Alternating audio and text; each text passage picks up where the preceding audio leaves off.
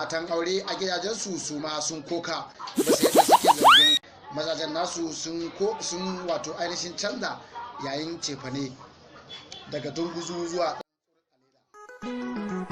soyana an gaishe ku soyana an gaishe ku soyana an gaishe ku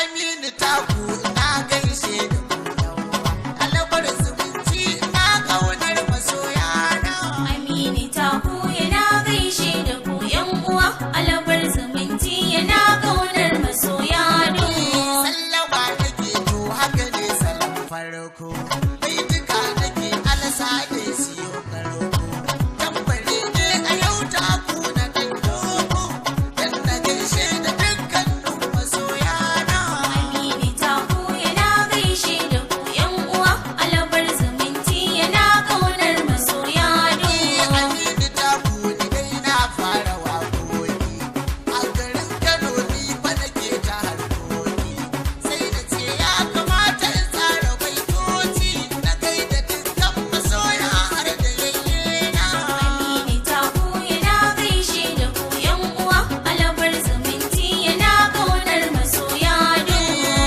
na da masoya masu kaunata masu bai shawara masu nuna kyamata inda yau kuskure babu su a gulmata suna kira na su gyara abun masoya to masu kallon mu assalamu alaikum wa rahmatullahi ta'ala wa barakatuhu barkanku da juma'a kuma da fatan kuna kasancewa cikin koshin lafiya daga nan tashar Aminu Taku TV da ke dandalin YouTube za mu karanto muku labarai da kuma rahotanni.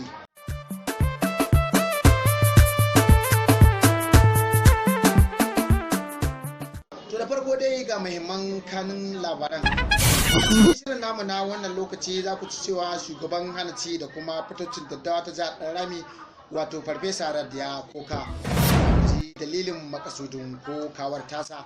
Sannan za ku ci cewa dabbobin gida su ma dam'in suka ji zakaru da kuma tattabaru su ma yajin aiki suka shiga a wannan rana.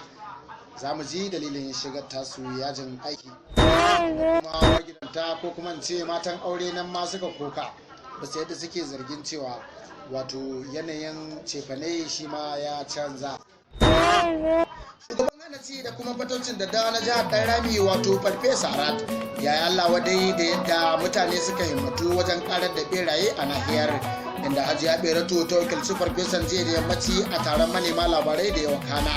Hajiya Beratu cikin kakkausan murya ta nuna alheninta da mutane suka fi mayar da hankali wajen siyo samandagari da kuma shayin bera wajen sanya bera a hanyoyinsu da suke gudanar da al'amuransu na yau da kullum.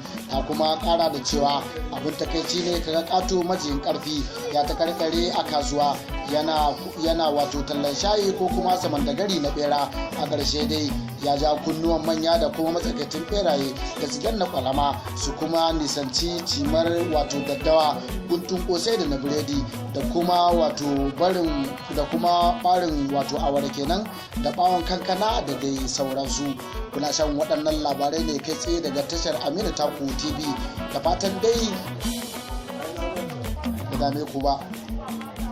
Za ku iya kallo a nan za mu yi sallama da ku sai kuma wani makon idan Allah ya kai mu. A madadin ni da na shirye shirin da kuma gabatar Aminu Taku Rano nake cewa mu kasance da ku a wani makon kamar wannan lokaci. Allah ya sada mu da alkhairinsa. Amin. Mu shakata da wannan. Kaga mata